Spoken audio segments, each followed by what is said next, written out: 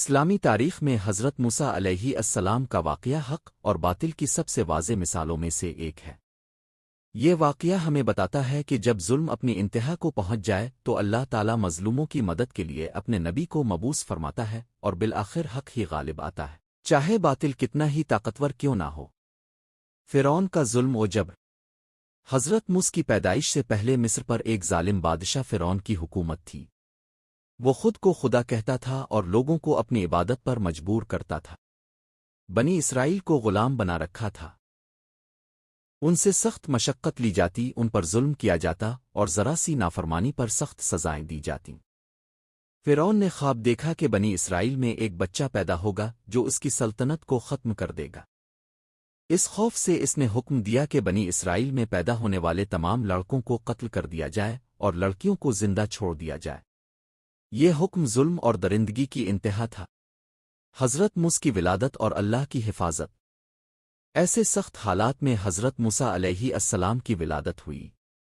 حضرت موسیٰ کی والدہ خوف زدہ تھیں، مگر اللہ تعالیٰ نے ان کے دل میں یہ بات ڈالی کہ بچے کو ایک صندوق میں رکھ کر دریا میں ڈال دیں اور ڈر نہ کریں، اللہ اسے واپس لوٹا دے گا اور اسے نبی بنائے گا۔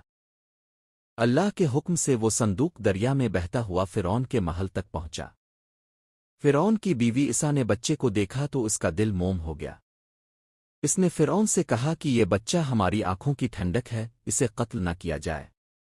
یوں حضرت موسیٰ فرعون کے ہی محل میں پرورش پانے لگے اور اللہ نے اپنے وعدے کے مطابق انہیں ان کی ماں کے پاس واپس پہنچا دیا۔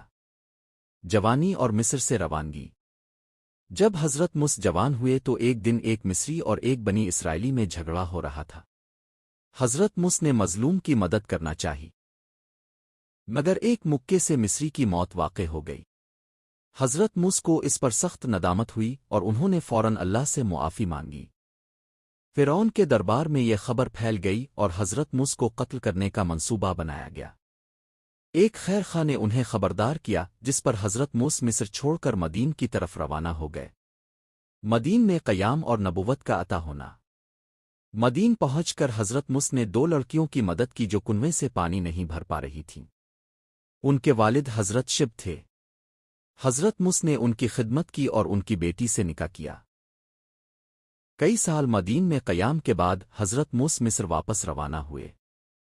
راستے میں کنواں طور پر اللہ تعالیٰ نے حضرت موسیٰ سے کلام فرمایا اور انہیں نبوت عطا کی۔ اللہ نے انہیں دو معجزے عطا کیے، عصا جو سانپ بن جاتا تھا، ہاتھ جو بغل میں ڈالنے سے روشن ہو جاتا تھا۔ فرعون کے سامنے حق کا اعلان۔